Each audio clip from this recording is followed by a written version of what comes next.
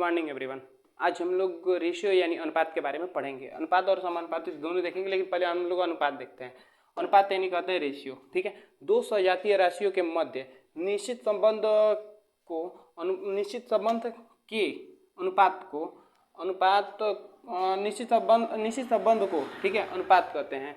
ठीक, दो सजातीय राशियों के मध्य निश्चित संबंध को अनुपात कहते हैं। ठीक है, यहाँ पे इंग्लिश में आप लोग के A certain relationship between two homogeneous quantity is called ratio। ठीक है, हम अब यहाँ पे आप लोग को रेशियो के बारे में और दिखाते हैं। देखिए, रेशियो निकालने के लिए हमारे पास जो यूनिट होना चाहिए यानी जो मात्रक हमारे पास होना चाहिए वो सेम होना चाहिए। जैसे मान के चलिए सेकंड। ठीक है, सेकंड किस चीज़ का मेजर है? टाइम का। तो टाइम में से ही हम कुछ लेंगे। ठीक है, टाइम में से ही लेंगे। ठीक है, टाइम का हमारे पास कौन कौन सा है? आवर है, ठीक है, मिनट है, ठीक, आवर है, मिनट है, तो इन सभी को लेंगे। ठीक, जैसे हमें वेट में से लेना, तो वेट का क्या है? ग्राम, केजी, ठीक है, और क्विंटल तक है। ठीक, तो हमें बस इतना ही ध्यान रखना है कि जो हमारा रेशियो निकाल रहे हैं, जिस चीज़ का रेशियो निकाल रहे हैं, वहाँ पे हमारा अनुपात क्या होना चाहिए? सेम। अनुपात के लिए जो हम लोग जो भी यूनिट ले रहे हैं, जैसे कि वेट से ले रहे हैं तो वेट का ही कोई होना चाहिए, ग्राम हो, किलो हो या क्विंटल हो, या फिर सेकेंड से ले रहे हैं यानी टाइम का हम ले रहे हैं तो टाइम का ही कोई यूनिट होना चाहिए, सेकेंड, घंटा या फिर क्या बोलते हैं, मिनट। ठीक, हम लोग का अनुपात इसी से होना चाहिए। जैसे में देखिए, आप लोग का क्या है हमारे पास, आप लोग से बोले 1 मिनट, ठीक है, और 60 सेकेंड का, 1 मिनट और 16 सेकेंड का आप लोग को रेशियो निकालना है। 1 मिनट और 16 सेकेंड का रेशियो निकालना है। 1 मिनट और 16 सेकेंड का रेशियो, तो ये हमारा क्या है? मिनट, और ये क्या है? सेकेंड। तो मिनट को हम लोग किस में बदल सकते हैं? सेकंड में, या फिर सेकंड को हम लोग मिनट में बदल सकते हैं। ठीक, तो हमें इसको बदलने के लिए हम लोग क्या करेंगे? हमारा पास 1 मिनट बराबर हमें पता है कि 16 सेकंड होता है, तो 16 से मल्टीप्लाई, रेशियो में हम लोग का क्या है? 16। ठीक, ये हो गया 16 और ये भी हो गया 16, तो ये दोनों कट जाएंगे, यानी 1 मिनट और 60 सेकेंड का अनुपात क्या होगा? 1:1। ठीक है, इसी तरह से मान के चलिए 1 kg और, ठीक है, इन 1 kg और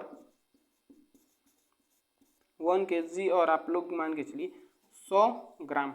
ठीक है, 1 kg और 100 ग्राम का आप लोग का रेशियो निकालना है। तो 1 kg को हम लोग किस में चेंज कर दें? ग्राम में। तो 1 किलो बराबर हमें पता होता है कि 1000 ग्राम होता है। ठीक, और हम लोग रेशियो लगा लेंगे यहाँ पे क्या? 100। ठीक, यहाँ पे 1 में मल्टीप्लाई करेंगे तो 1000 रेशियो 100, 00 से 00 कैंसिल, 10:1। इसका ये आंसर हुआ।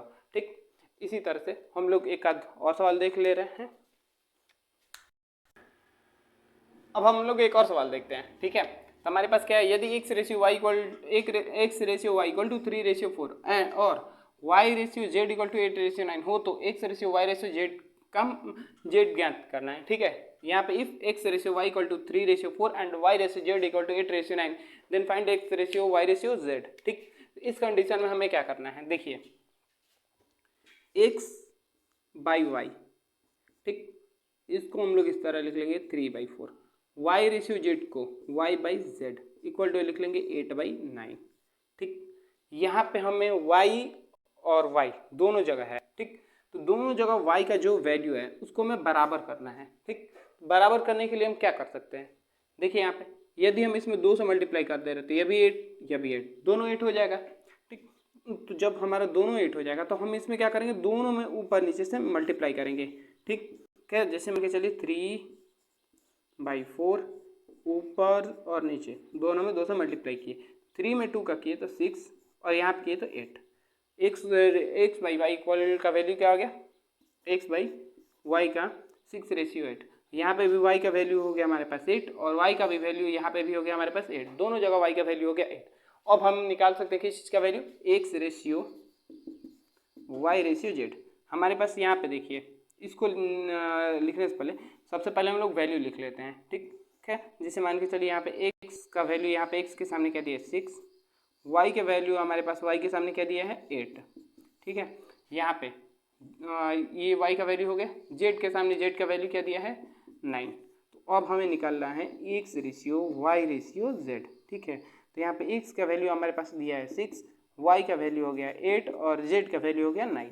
हम लोग ये निकाल चुके हैं। ठीक है, देखिए एक और सवाल, जिसे मान के चलिए यहाँ पर एक को हम अपने मन से इसे बता रहे हैं x by y equal to मान के चलिए आपके पास 2/3, चाहे इस तरह दे दे x ratio y equal to 2 3, y ratio z equal to 4 5। तो हमें अब x y और z का वैल्यू निकालना है। इस कंडीशन में हम क्या करेंगे, तो हमारे पास वही है x by y equal to क्या लिखेंगे इसको 2/3, y by z equal to 4/5। यहाँ पे y और x, ठीक है, y का यहाँ पे वैल्यू 3, यहाँ पे y का वैल्यू 4, दोनों जगह y का वैल्यू डिफरेंट है। और हम बराबर करने के लिए यहाँ पे इस वाले कंडीशन को नहीं लगा सकते कि यहाँ पे देख रहे थे केवल 2 से मल्टीप्लाई कर देंगे तो हो जाएगा। इन दोनों को हमें क्या करना है कि यहाँ पे इन दोनों में, ठीक, इसमें यहाँ पे 4 है, यहाँ पे 3 है, तो 3 के और 4 का दोनों का यदि हम लोग एलसीएम निकाल लें, 3 4 का एलसीएम कितना होता है 12। ठीक, यदि हम लोग इसका एलसीएम निकाल लें तो एलसीएम निकालते हैं तो कितना आएगा 12। ठीक है, 12 आ रहा है, यानी इसमें कितने से मल्टीप्लाई करने का पड़ेगा 4 से, और इसमें कितना से मल्टीप्लाई करना पड़ेगा 3 से। तो अब हमें यदि इसको चेंज करना है, इसको हमें 12 करना है, तो हम इसमें जो चीज़ से नीचे यानी डिनोमिनेटर में मल्टीप्लाई करेंगे, ठीक है, उसी चीज़ से हम लोग ऊपर नंबरेटर में मल्टीप्लाई करेंगे। यानी अंश हर को बराबर करने के लिए जिस चीज़ से नीचे 4 से मल्टीप्लाई कर रहे हैं तो ऊपर भी 4 से, यदि नीचे 3 से कर रहे हैं तो ऊपर 3 से। ठीक है, नहीं तो इस तरह सवाल हमारा क्या होगा, गलत हो जाएगा। y बाई जेड, यहाँ पे इसका वैल्यू क्या है 4/5, इसमें हम लोग किसी से मल्टीप्लाई करेंगे 3 से, और इधर भी 3 से, तो ये कितना हो गया 8/12 x by y, y by z 12/15। यहाँ पे x equal to 8, y equal to 12, z equal to 15। ठीक है, यहाँ पे x y z तीनों का वैल्यू हो गया। अब हमारे पास निकालना क्या है, x y z रख दीजिए, x y z क्या निकला हमारे पास वैल्यू 8:12:15। ये हो गया हमारा इसका वैल्यू। इस टाइप से आप लोग का जुड़ा हो कोई भी सवाल हो तो बताइएगा। ठीक है, मिलते हैं अगले वीडियो में, तब तक के लिए धन्यवाद।